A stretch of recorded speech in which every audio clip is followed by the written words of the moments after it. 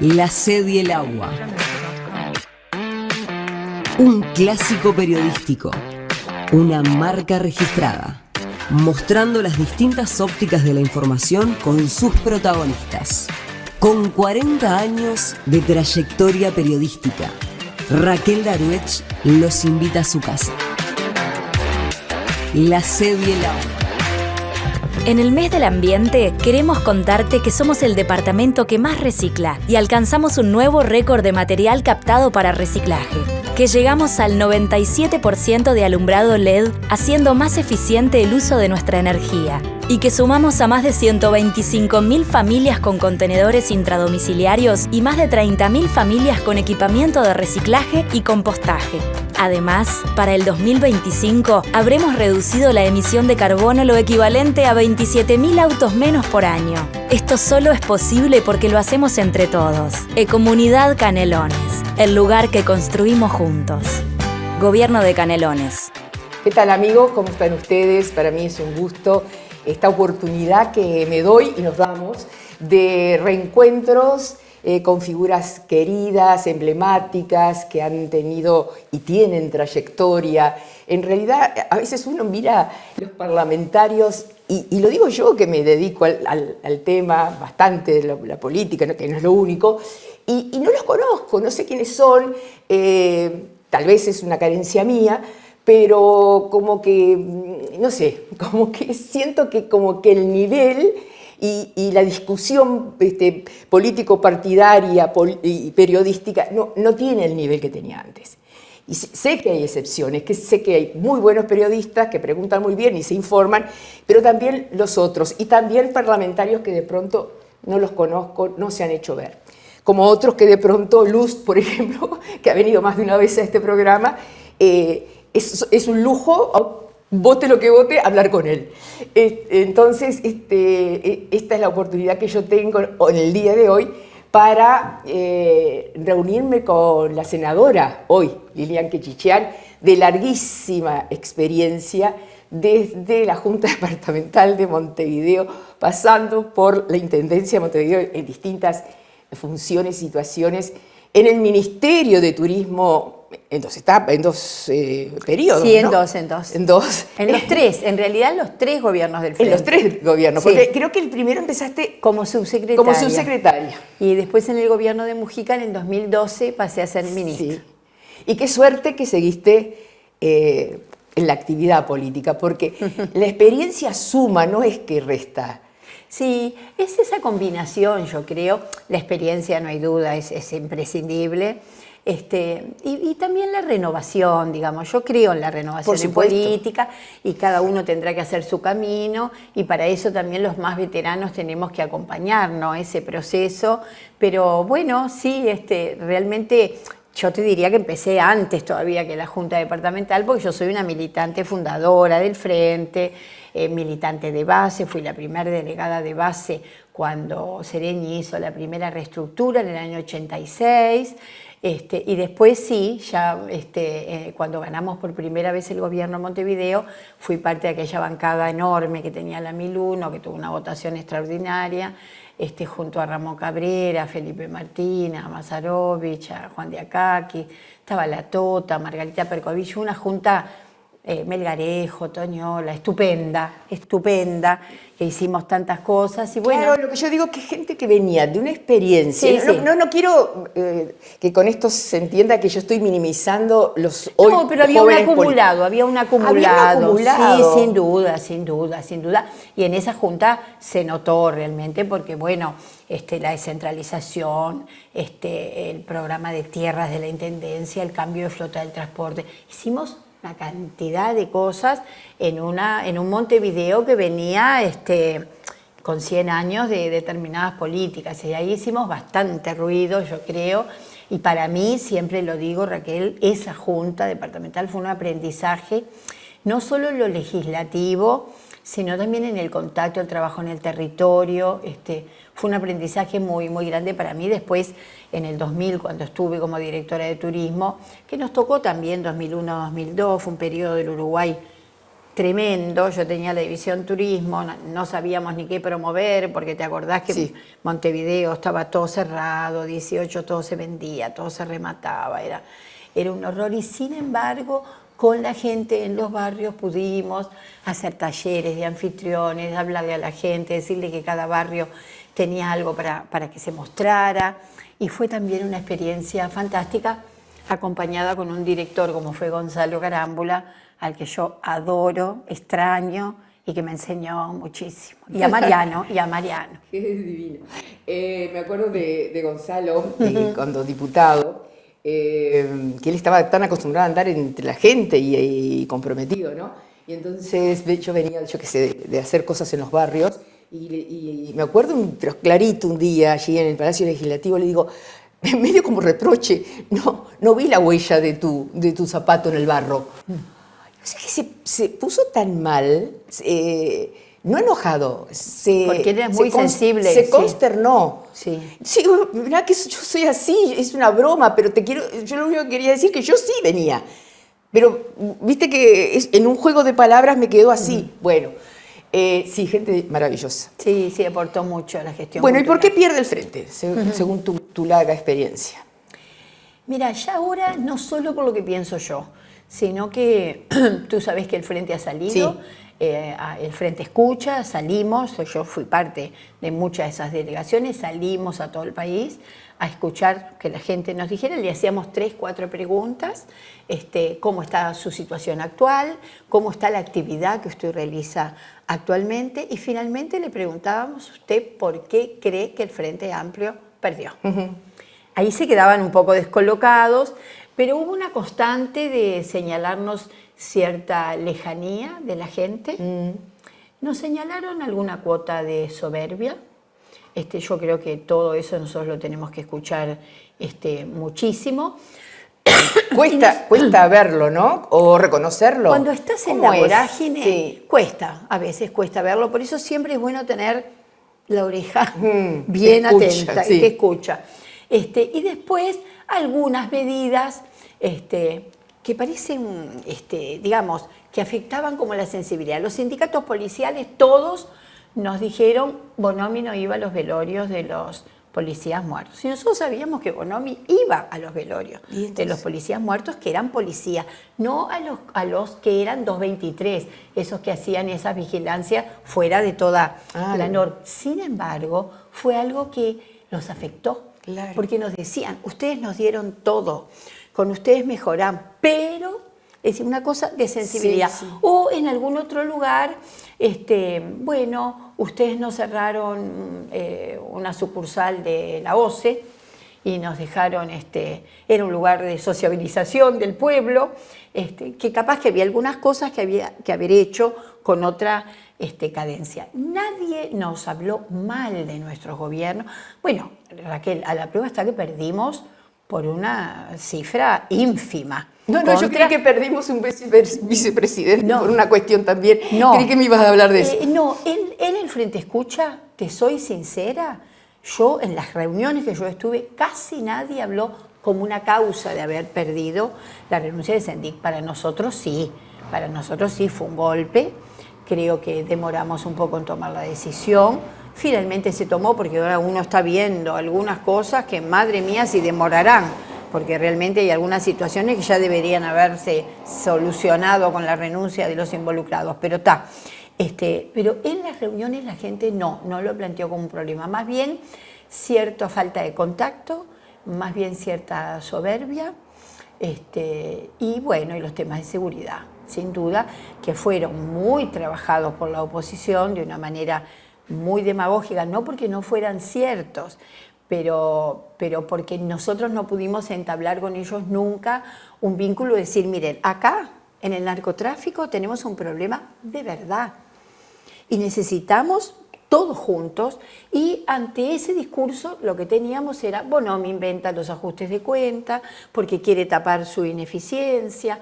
Bueno, después apareció lo de Moravito. Yo siempre digo, tenemos que hablar de lo de Moravito. Exacto. No hay que mirar para el costado. Exacto. Porque lo de Moravito, Raquel, yo creo que fue una señal del narcotráfico para decirnos, miren que nosotros podemos comprar a la policía. Claro, son esas señales. Se había evidenciado, logró evidenciarse que eso es difícil de lograr. Y para enfrentarnos a eso que hoy el gobierno se está dando cuenta. ¿El Frente lo tapó? ¿Qué hizo en ese momento? No, el Frente no lo tapó, el Frente inició una investigación. Sí. Bonomi presentó su renuncia, el presidente no se la aceptó. Y lo que yo te quiero decir es que hubo en ese tema una campaña despiadada de la oposición sin poner el ojo con responsabilidad institucional en los temas, por ejemplo, el del narcotráfico, que necesitaba de una institucionalidad donde todos estuviéramos atrás para enfrentarlo, como lo estamos viendo hoy en el Uruguay y en el mundo. Uruguay está en el lugar 50 en este índice que se hace global de todo el mundo sobre la pacificación, sobre qué países son más pacíficos. Uruguay descendió al 50. Sí, entonces, claro. Y antes de Latinoamérica está Costa Rica en el 39. Y después, bueno, una serie de países. Y yo digo, ¿no es para preguntarnos en serio qué problemas estamos atravesando que se ven al exterior? Porque es el tema cárceles, es el tema de jefes de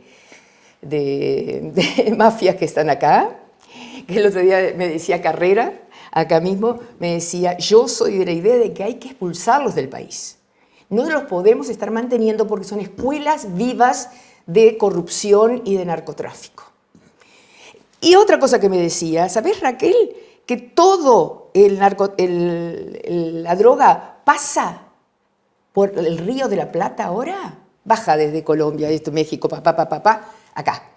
Y me acuerdo que Santos, ¿te acuerdas de Santos, del presidente Santos de Colombia? ¿Cómo no? Él decía... Gran artífice del proceso de paz. Sí, el narcotráfico, decía él, es un colchón de agua.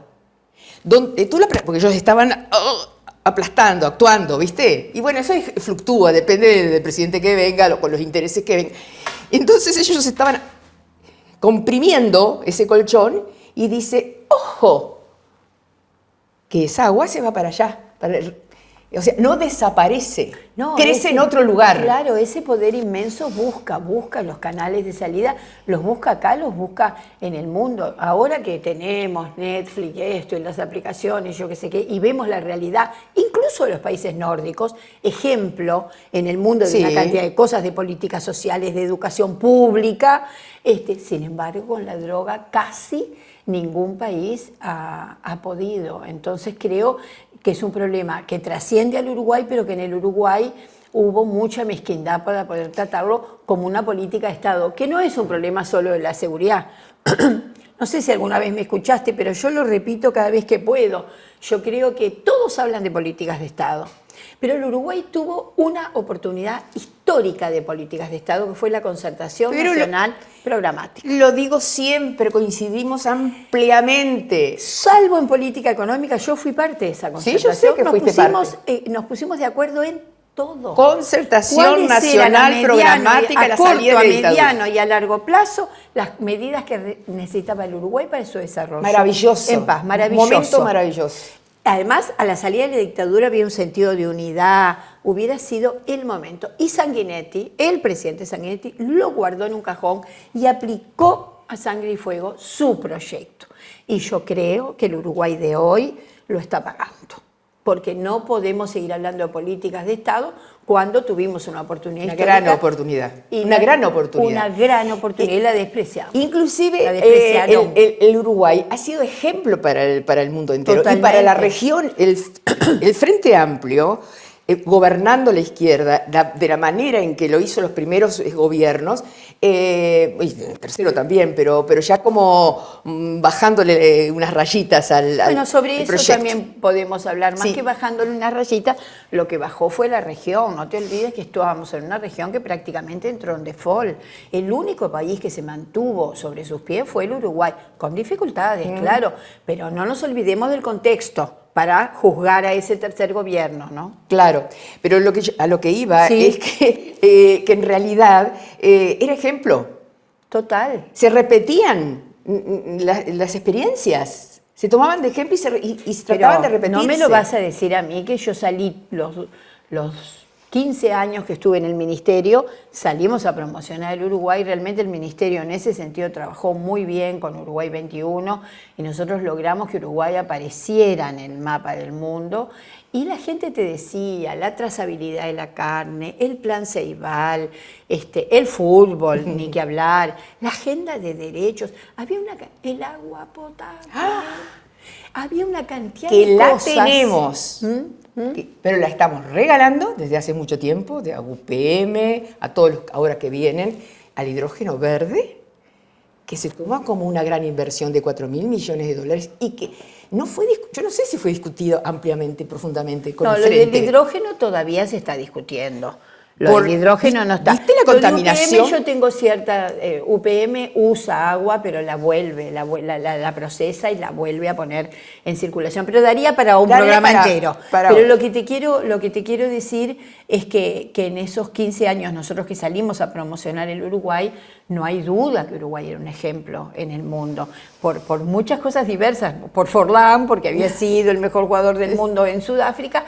Por el Ceibal, por la agenda de derecho, la trazabilidad de la carne, por sus energías alternativas, por el cambio de la matriz energética, que el otro día se enojó un senador porque yo lo dije en cámara. Si no hubiéramos hecho la inversión millonaria que hicimos en cambio de matriz energética... Hoy, ¿qué pasaría? Hoy, no solo agua. Exactamente. ¿Qué Dice, faltaría? eso es mentira, me dijo. No faltaría ¿Energía? Claro que faltaría energía. ¿Por qué? Porque tendríamos que estar prendiendo la Central Valle todos los días, que son 100 millones de dólares. Los ministros de Economía se tiraban de los pelos para no prender la Central Valle. Época, claro. Bueno, entonces digo, sí, el Uruguay fue un ejemplo. Me acuerdo que lamentablemente está dejando de serlo. Sí, ese ingeniero que promovió, que el Frente también lo dejó de lado, que no me estoy acordando el nombre.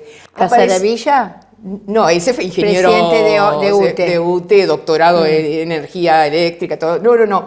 El político, no me acuerdo cómo era que se llamaba, un día sale en la Forbes, en la revista, como uno de los hombres más ricos del mundo. Él no tenía nada. ¿Por qué? Porque todo lo que se había transformado de energía eólica, solar, etcétera, se le atribuía a él. Ya me va a salir el nombre.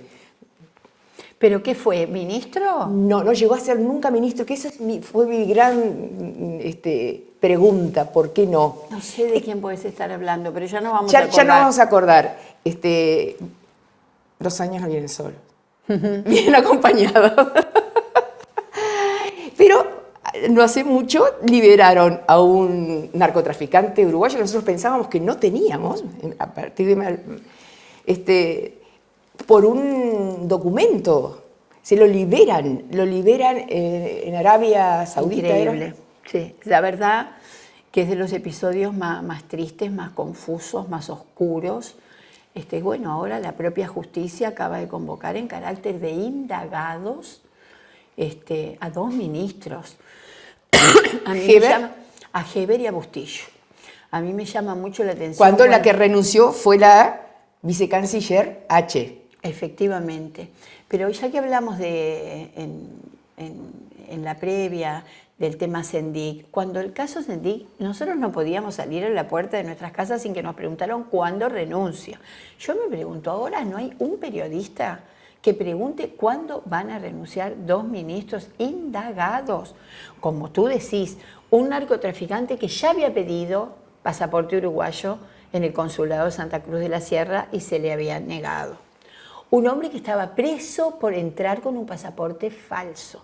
Un hombre que en Paraguay todo el mundo sabía que no era un jugador de fútbol, sino que era la cabeza de una organización mafiosa de narcotráfico. Parece que los únicos que no se habían enterado eran el Uruguay, aunque ahora la propia ex subsecretaria Carolina H. dice, no, varios sabían quién era Marcet. Pero como ella en el Parlamento no negó que los demás supieran, o sea, como que había sido presionada y fue la válvula de escape. O sea, fue la que tenía que salir, alguien tenía que salir, salís tú. Exactamente. ¿No? Exactamente. Increíble. Increíble. Bueno, Maciel, también el subsecretario, ella misma, están citados también todos a la justicia. Maciel después se desmiente. Primero le dice a ella en aquella llamada, en aquel WhatsApp, mira que la pone en antecedentes, Merced. Y cuando llegan al Parlamento nadie sabía nada. Y además ahora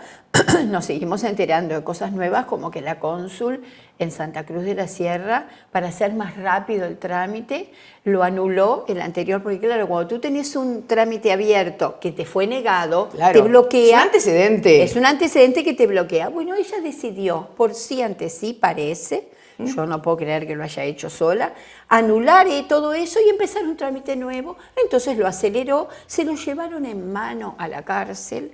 Es una cosa increíble. Justo da la casualidad que se rompió el sistema informático y por eso parece que el pasaporte no salió por valija diplomática. Hasta el día de hoy yo he hecho un pedido de informe a ver cuál era el problema informático y que a otras cosas había afectado y no nos han contestado. Es realmente todo muy, muy opaco, muy turbio, muy doloroso para el Uruguay, porque este hombre está fugitivo en el mundo con un pasaporte uruguayo. Lógico. Es increíble. El daño que eso le hizo, por eso he hablado del lugar 50 de Uruguay, digo, no será eso, ¿no? Pero todas estas pequeñas, grandes cosas, también... Pequeñas, grandes cosas, sí, y los cuerpos desmembrados, hay una calidad del delito que es tremenda. El barrio Peñarol se volvió... Tremendo, los ajustes de cuentas, los balazos en la sien, es decir, esas cosas... Que son ajustes de cuenta. Son ajustes de cuenta, que hacen que el Uruguay, no hay duda, que ya no es un país pacífico, ni en los lugares de mayor poder adquisitivo, ni en los más pobres. Me acuerdo, Lilian, que hace como 20 años, en la misma sede y el agua, en el 5, yo hablé de los maras. Le dije, ay, que me quisiera escuchar. La clase política quería que me escuchara, ¿no? La gente en realidad entiende mucho más que la clase política, o sea, va más rápido a veces, pero no se resuelve tan rápido como lo que entiende la gente. Y yo le decía, los maras es un modelo que se va a instaurar, no necesita que vengan de allá. Bueno, en su momento el inspector Ugarteche advirtió que si no se atendían algunas cosas, Uruguay se iban a instalar acá las bandas, iban a dominar los barrios, que es lo que está sucediendo. Y mucha gente hoy tiene su forma de vida a través del narcomenudeo. Y entonces estamos llegando tarde. Porque a eso se le suma la falta de empleo, el deterioro económico, la situación con la Argentina, la falta de flujo comercial, empresarial, que eso está afectando muchísimo. Yo el otro día entrevistaba acá a Nicolás Olivera, pero no el futbolista, el intendente de Paysandú. Sí. Las miles de personas que ya están localizadas, domiciliadas en la Argentina. Se fueron a vivir del otro lado. Y eso para mí fue un llamador. Bueno, y en este fin de semana de vacaciones de julio, casi 200.000 personas se fueron a Buenos Aires. Sí. Colas de 5 horas todos los días. El litoral está absolutamente fundido. Fundido porque la gente, desde el dentista a hacerse los lentes o a hacerse las mechitas, van del otro lado, a todo. Entonces realmente están en una situación dramática y eso también es producto, por eso yo creo que no se arregla con algo que me dijo, yo no sé si fue Carrera o el Pacho o alguien del frente que me decía, no, la política de frontera, no se arregla con eso. Es decir, con perdón, viste que yo siempre pienso un poquito más, vino uruguayo, ¿no? Entonces si es vino uruguayo, en la frontera lo pongo al costo. ¿Quién? Ni siquiera poniendo el costo, la leche, la manteca, la harina. No, pero hay que hacerle un poco más fácil la vida. Yo creo que está bien que los tributos... ¿Tú te acordás que en Maldonado fue histórico que ahí los funcionarios públicos cobraban un poco más que el resto de los funcionarios públicos porque era un departamento caro. Y el agua era también más cara en Maldonado. Bueno, yo creo que en el litoral, y cuando se da estos problemas de competitividad, por ejemplo, las tarifas públicas, por ejemplo, una cantidad de servicios del Estado, deberían tener un precio diferente. Ya para que la ecuación el combustible económica, hace años que el combustible es diferente. Sí. Vos pasás determinado departamento y pagás menos. El combustible, pero el resto Pero de no las se tarifas, extendió a nada más. No, a nada más, cuando estamos con un gobierno que anunció que no iba a aumentar las tarifas públicas, que no iba a tocar los consejos de salario, y hace 4 años que estamos con aumentos permanentes como nunca, en los combustibles. No tiene comparación con los 15 años del Frente Amplio, lo que han aumentado y las inflación, naftas, ¿cómo los pega gasolinas, todo eso la inflación? ¿No? la inflación y el congelamiento de los salarios, porque si a ti te aumentan menos que la inflación, hemos perdido. El propio ministro de Trabajo dice que recién el año que viene, en el 2024, vamos a tener el salario del 2019. Eso significa pérdida absoluta de estos 5 años de gobierno de la coalición multicolor. De cualquier manera la manejan muy bien, porque el presidente es muy canchero, se saca fotos con todo el mundo, como que ahora con esto de Lula, presidente la calle junto a ¿quién más? No, la calle viejo no, Sanguinetti sí, y Mujica. Como que, ¿no? Como que lo manejan muy bien desde el punto de vista publicitario, o sea, comunicacional. No sé si soy clara en eso. Sí, clarísima. De cualquier manera, eso es cierto, no hay duda, hay toda una producción de marketing alrededor de la figura del presidente, que va desde que todos los que hablan del gobierno tienen que primero que nada decir, como dice el presidente de la República, no hay nadie que no lo nombre, pero creo que también hay que visualizar que es un presidente que llegó a tener 65% de aprobación y en estos últimos año y medio ha caído más de 20 puntos, es decir, sigue teniendo 40 y algo, pero ha bajado en forma sistemática, y yo creo que no solo el caso Marcet, sino el caso Astesiano, que está lejos de cerrarse, porque ustedes vieron que cada día aparece una punta nueva, porque alguien se tendrá que preguntar en la Fiscalía por qué todos los que querían algunos favores se dirigían directamente a Astesiano. Está oficializado. Estaba oficializado, no hay ninguna duda, que todo el mundo le decía, él es el que te puede resolver, él es el que puede mirar la cámara si tu esposa está tomando un café en Luis de la Torre, como está en el informe que nos dieron, en Luis de la Torre y 21 de septiembre, ¿y con quién? ¿La esposa de quién era?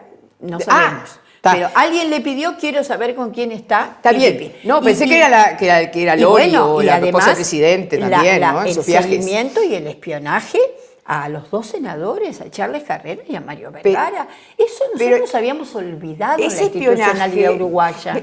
Yo me encontré el otro día en estas cuestiones que se dieron a luz. Los archivos, también, yo lo denuncié en el Parlamento. Yo estoy ahí, me dicen mis hijos, mami, como creíamos estás... Bueno, está, perfecto. No, pero más allá de eso, que es terrible, yo cada vez en democracia. No, desde que nace la democracia, que yo estoy en el 83 y nace, era la parte final de la dictadura. El fin de la dictadura. Yo toda la vida diciendo, ¿cuándo se cambian, se renuevan los equipos de inteligencia? Y eso hablaba... Entonces yo, ¿qué lograba? Que todas las flechas fueran hacia mí. No es casualidad que desde la salida de la dictadura hasta el 2004 hubo espionaje en democracia en forma permanente. Y en el 2005 paró. Ahí se cambiaron los sistemas. Ahí se cambiaron. Se integraron en primer lugar y cambiaron. Pero es indignante. Yo lo denuncié en el Parlamento. Pero en democracia. Me espiaron como delegada de la coordinadora del Frente Amplio. Me espiaron como edil. Me espiaron en el debate interno que dimos en el Partido Comunista, que yo fui parte de él, que terminé yéndome. Me espiaron como directora de turismo de Montevideo. Es realmente, ¿quién se hace cargo de que se espió a Ciudadanos? Porque yo dije, yo era una señora de Parque Posadas, que llevaba a mis hijos a la escuela pública, que hacía actividad pública legal en un partido legal, y me espiaron todo el tiempo. Ahora seguimos. Vergara y Carrera. No era porque sí. No era porque sí, porque indudablemente fueron las caras visibles de la denuncia del increíble acuerdo entreguista del puerto de Montevideo, entregar el puerto por 60 años. Ya empezamos a ver algún coletazo, ustedes vieron la preocupación de los industriales, los exportadores, con los precios. Claro, cuando tenés un monopolio podés hacer lo que querés, pero ellos fueron la cabeza visible de las denuncias contra ese acuerdo que realmente violó todas las normas, violó las de la ANP, violó la ley de puertos, violó todo lo violable, y ellos fueron las caras visibles de la denuncia, y ahí se dice claramente en esas escuchas, en esos WhatsApp que salieron en Fiscalía, que querían investigarle su vida para ver si tenían algo para apretarlos en torno a la denuncia. Como las mafias internacionales. Exactamente. Pero lo decimos alegremente, Raquel. Lo decimos pero y lo olvidamos. Es muy doloroso para el Uruguay. pero es muy doloroso. Le está costando caro. Todavía la mejor democracia, no sé hasta cuándo, de América Latina. Sí. Y era el país que mejor repartía con respecto al resto de los países latinoamericanos. Sí, lo dijo la CELAC y lo dijeron todos los organismos internacionales. El crecimiento con equidad, del que Astori fue un abanderado, no hay ninguna duda, Uruguay era el país en ese sentido más, en un continente súper inequitativo como es América Latina, era el país que distribuía mejor en nuestros gobiernos. Y el endeudamiento estaba equilibrado, con emisión de deuda pública. Cuando asumimos el gobierno, el Uruguay debía todo lo que entraba lo debía, casi el 100% de su PIB. Nosotros terminamos el vínculo con el Fondo Monetario de esa deuda en dólares. Bueno, esas son las cosas que a nosotros las pusimos sobre la mesa ahora cuando discutimos el nuevo programa, porque este nuevo programa no puede ser igual al que tuvimos en el 2005. Sí. Ni decía Einstein, ¿no? Si querés tener un resultado distinto, anda por otro camino. Sí. Pero sí, en el camino transcurrido tampoco podríamos plantearnos cosas nuevas, porque yo creo que nosotros tendría autoridad, ¿no? Pensando en la pandemia, si Uruguay no hubiera tenido el sistema integrado de salud, si Uruguay no hubiera tenido el plan Ceibal, si Uruguay no hubiera tenido un mapeo de la pobreza como tenía a partir del MIDES, muy otra hubiera sido la realidad de la pandemia en el Uruguay. Y esas son todas políticas de cambios estructurales que hicieron nuestros gobiernos. Tuvimos errores, debemos haber tenido, más de uno, pero creo que hubo un conjunto de cambios que le mejoraron la calidad de vida a la gente, y ni que hablar en sus ingresos, y ni que hablar en derechos a minorías. Hay un conjunto, una agenda de derechos, las mujeres la valoramos enormemente, por la cual estuvimos trabajando tantos años, la interrupción voluntaria del embarazo, el matrimonio igualitario, todo eso que hace a una democracia moderna, fuerte, firme, nueva, del siglo XXI. Bueno, creo que hemos retrocedido varios pasos. Una de las últimas, creo que la última encuesta de Equipos da a Orsi con 40 y algo, 41, una cosa así, y muy cerquita a COSE. Luego Vergara, ¿no? Y bueno, y sigue Lima y qué sé yo. Era impensable que estuviera COSE cerca de Orsi. Pero además, escuché un razonamiento que decía así, que Vergara le sumaría votos a Orsi. Y esa sería la gran diferencia. No sé, decime no hay ningún estudio. Decime de adentro cómo lo ves, porque me superó la cabeza. No hay ningún estudio que diga que una tercera candidatura le puede sacar votos a uno o a otro. O agregar a uno o otro. No, sí, absolutamente. Yo creo, lo que sí creo, estoy convencida, es que el Frente tiene que tener en sus precandidaturas, porque después el que salga en la interna, todos vamos a ir atrás de lo de ella. Eso no hay ninguna duda, eso en el Frente no está en discusión. Yo creo que la oferta a la ciudadanía tiene que ser de todas las sensibilidades y de todos los espacios. Y en el que yo me encuentro, este espacio sereñista, que hoy somos convocatoria, representa una sensibilidad en el Frente que la gente quiere verla reflejada, que ya nos lo demostró en la interna del Frente, que es una interna mucho más chica, mucho más de aparato de los militantes, que donde nosotros nunca tuvimos mucha fuerza y quedamos a 200 votos del MPP, salimos terceros convocatoria. Una votación extraordinaria. Ahí estás tú, está Vergara, ¿estás Tori también? Está Tori, está Álvaro García, está Cristian Di Candia. Álvaro es uno de los redactores, los encargados de redactar el nuevo programa con Ehrlich, ¿no? Sí. No, hay un conjunto de compañeros muy, pero muy valiosos. Bueno, los diputados Varela, el diputado Galo, el diputado... Todo lo que era asamblea. Asamblea, plataforma, el Partido Demócrata Cristiano, claro, que también es un partido con una enorme tradición en el Uruguay, y que tiene... Así que está, el Partido Demócrata Cristiano, el grupo de Álvaro García, Magnolia, que es el grupo de Cristian Di Candia, está Claveles Rojos, está Fuerza Renovadora, que es el grupo de Mario Vergara, hay algunos grupos del interior, el Frente Río Negro, gente de Soriano. Es un espacio que nuclea mucha gente, que hace mucho tiempo venimos pensando igual, venimos casi siempre votando igual, y al final decidimos que... ¿Cuál sería la diferencia con las otras candidatos? Con el MPP, con el Partido Comunista. Con el Partido Comunista, con el Partido Socialista, porque COSI tiene Partido Socialista y Partido Comunista atrás. Sí. ¿Y el MPP está con quién? El MPP tiene ahora de apoyos a PAR, que es de Cristina Lustenberg, y tiene a Michelini. No, Michelini está con COSE, sí. Pero tienen los dos un respaldo. Un caudal.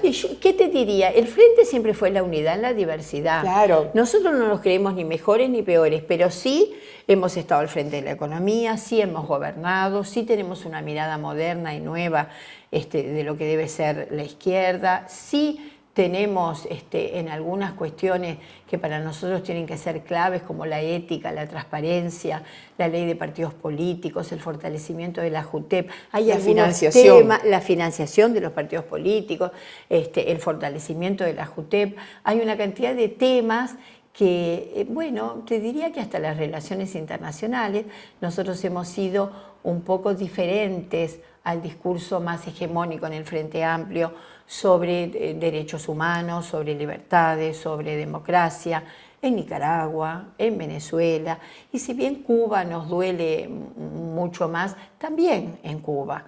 Entonces creo que hay algunos matices que hacen que, no es que seamos moderados, porque yo creo que este espacio, con la reforma tributaria y con un conjunto de cambios estructurales que logramos, lo más revolucionario es lo que te permite avanzar, y yo creo que eso nos permitió avanzar. Así que no me considero ni moderada ni socialdemócrata, sí una sensibilidad diferente y que para nosotros... ¿Más pegada a los partidos tradicionales? No, digamos, el Frente tiene mucho vallismo, sí. El Frente tiene mucho blanco que a veces el Partido Colorado tiene poco vallismo. Y sí, ha ido perdiendo, sin ninguna duda. Si algo ha perdido...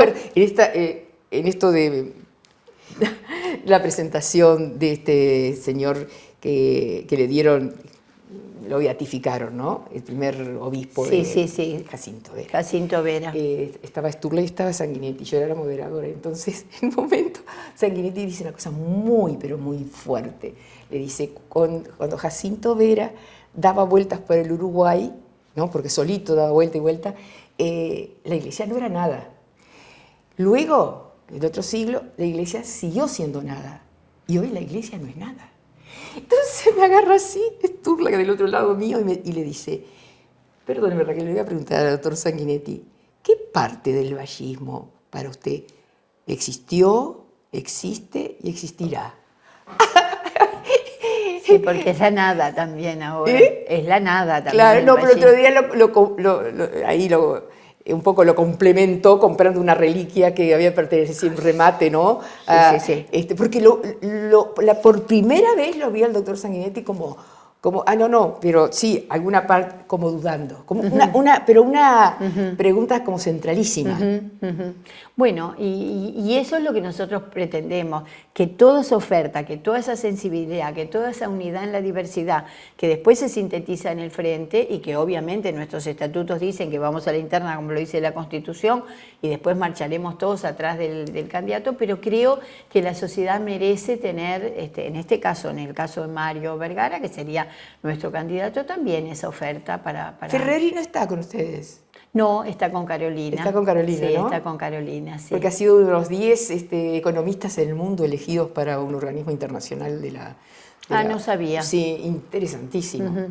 No, nosotros tenemos, obviamente, a Miguel Brechen, a Martín Valcorba, en el área de la economía, a mucha gente, pero en el área de las políticas sociales, Diego Olivera, que estuvo en la Junta Nacional de la Droga. Tenemos una diversidad, tenemos mujeres jóvenes como Martina en el Parlamento, tenemos algunos grupos, el grupo Álvaro Bayo, que se acaba de integrar a Fuerza Renovadora, que preside Patricia Soria, que es una gran edil en Montevideo.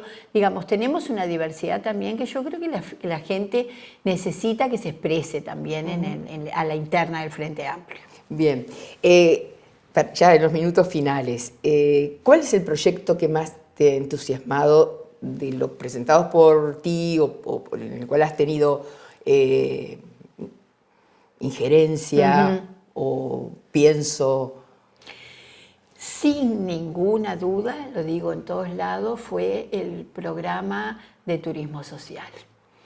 Mira, aquello de las nenas de 15 años que cumplían las años. Quinceañeras, los trabajadores de bajos recursos, los peones del campo, las domésticas, los jubilados de bajos recursos. ¿Sí? ¿Siguió ese programa? No, está prácticamente congelado.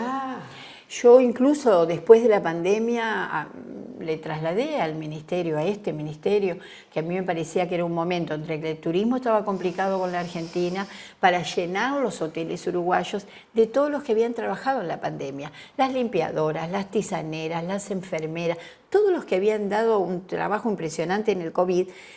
Podríamos, claro que hay que subsidiar, el Estado tiene que subsidiar, nosotros subsidiábamos el transporte, pero yo te diría que la emoción más grande de mi vida política fue el primer viaje de domésticas, mujeres que toda la vida se habían pasado sirviendo a los demás, por primera vez atendidas, sujetas de derecho en los mismos lugares, en el Hotel Argentino, en las termas, que cualquier otro turista.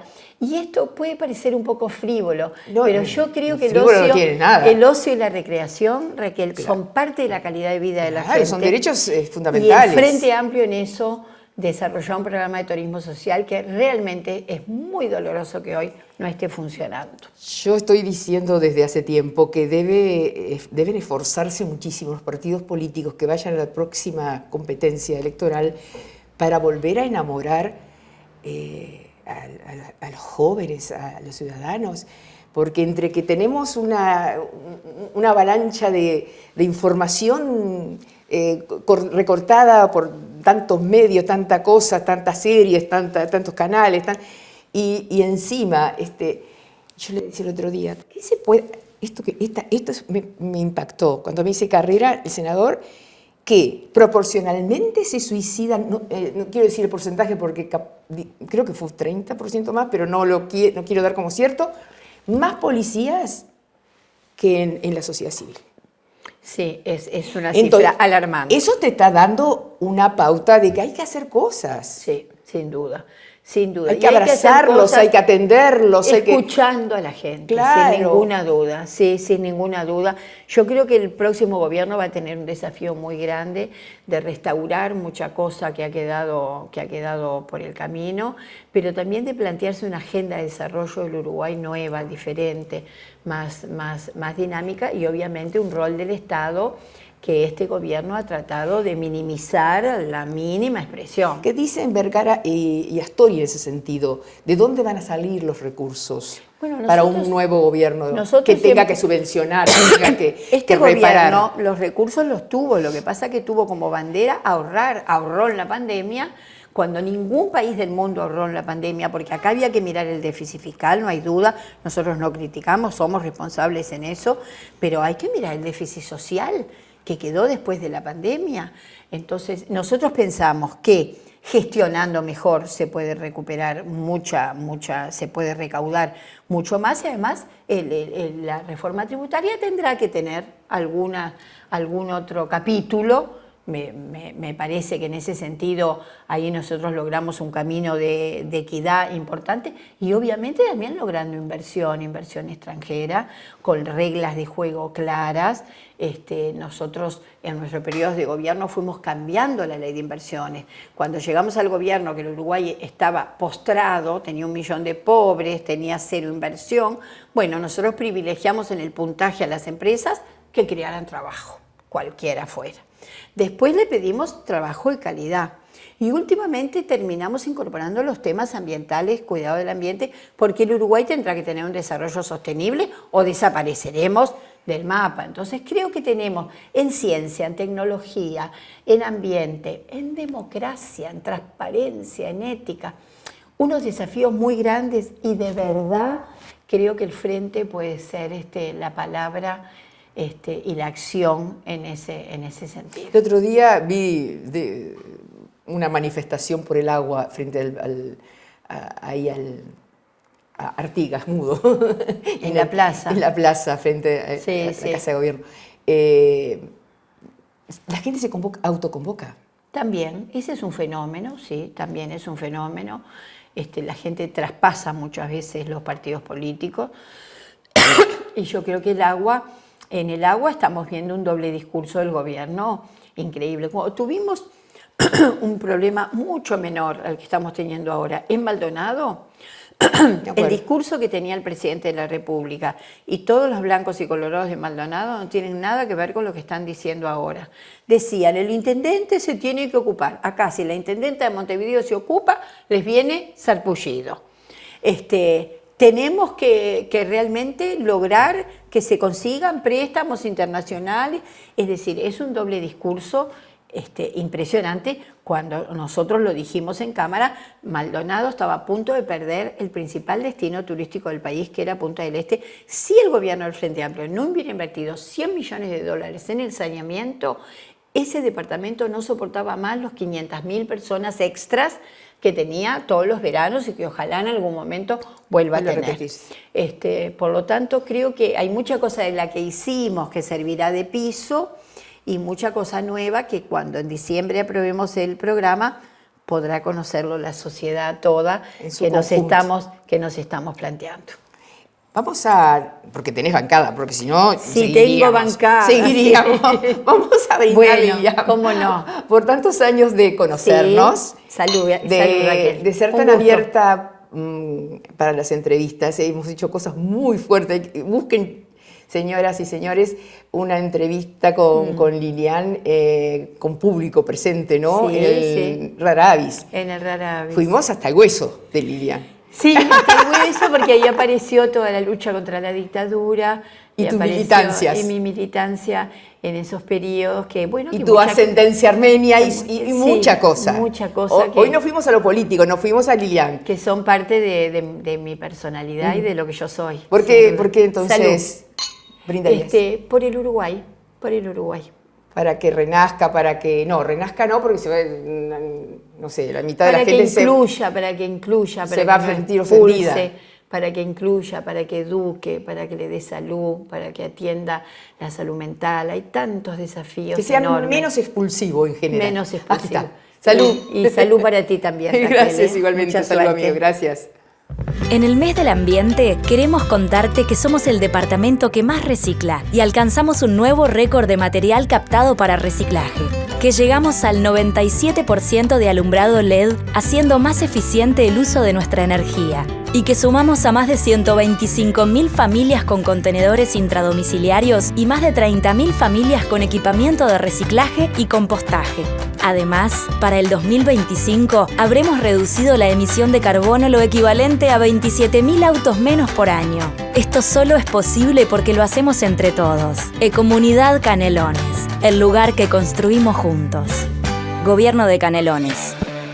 La sed y el agua.